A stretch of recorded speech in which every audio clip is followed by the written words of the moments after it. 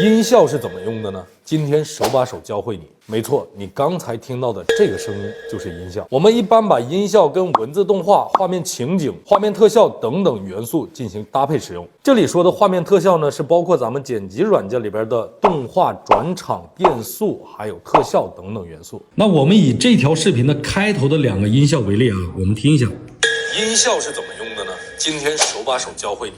它是有2个音效的，就是除了我说话声音以外，是有2个不同的声音的。那这个声音是怎么找的呢？我们点击音频，我们点击第3个音效，这里边呢有很多类似的这样的声音啊。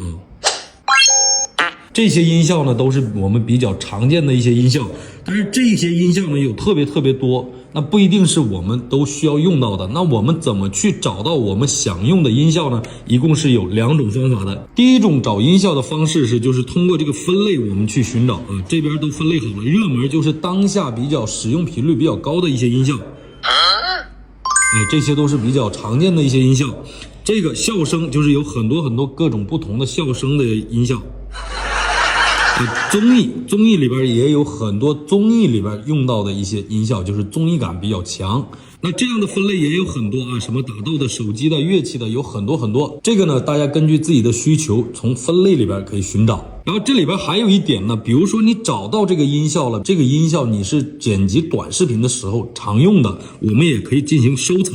收藏了以后，我们收藏夹里边就有你刚才收藏过的音效。那第2种方法呢，是直接可以进行搜索的。那我以刚才开头的那个咚的那个声音为例啊，我们可以直接进行搜索。我们输入咚，出来好多类似这样的音效。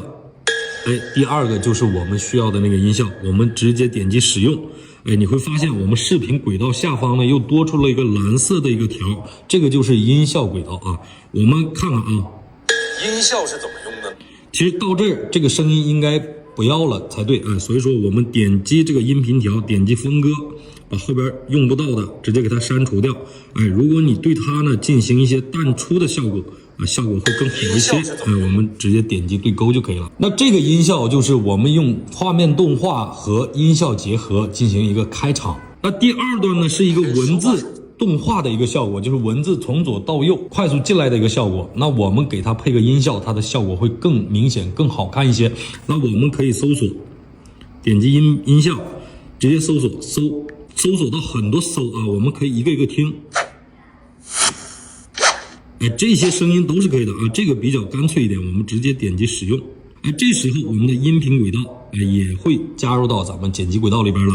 我们听一下，今天手把手教会你。大家会发现这个搜的声音有点迟了，就是文字动画结束了，声音还没出来。这时候怎么办呢？我们摁住这个音频轨道，音效的轨道，把它的开头和文字开头对齐。那文字开头怎么去判断的呢？我们视频上方有个黄色的线条，黄色线条的开端就是我们文字的开端。我们再看一个案例这个视频是海边的一个视频，它是本身是没有任何声音的。那我们也可以对它进行添加音效，让它的画面更丰富我们点击音效，我们直接搜索海边。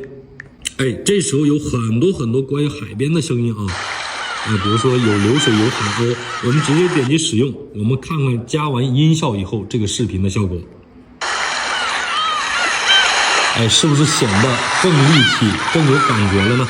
那我们再看一个案例这是一个样板间拍摄视频。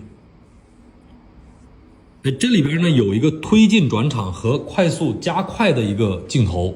这时候我们可以想到一个物体快速移动的时候，它是有风声的，对不对？这时候我们可以给它添加一个呼的一声的音效，这样的话我们的画面看着更高级。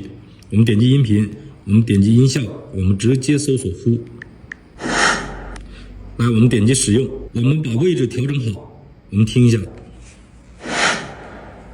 是不是比刚才没有音效要看着更舒服一点，更好看一点？这个画面我们点击特效点击画面特效。那画面特效里边呢，我们找到潮酷里边找到这个荧光扫描这个特效。那添加完这个特效以后，画面是这样的，有一个光扫描过去的一个感觉这时候我们也可以给它添加音效我们点击音频，那我们点击音效，我们这里边搜索科技。这时候会出现很多有点科技感的一些音效，比如说这个哎，我们点击使用，我们看一下效果。哎，这个效果就做出来了。好了，这就是今天的所有内容了。大家还有什么问题，可以在评论区给我留言。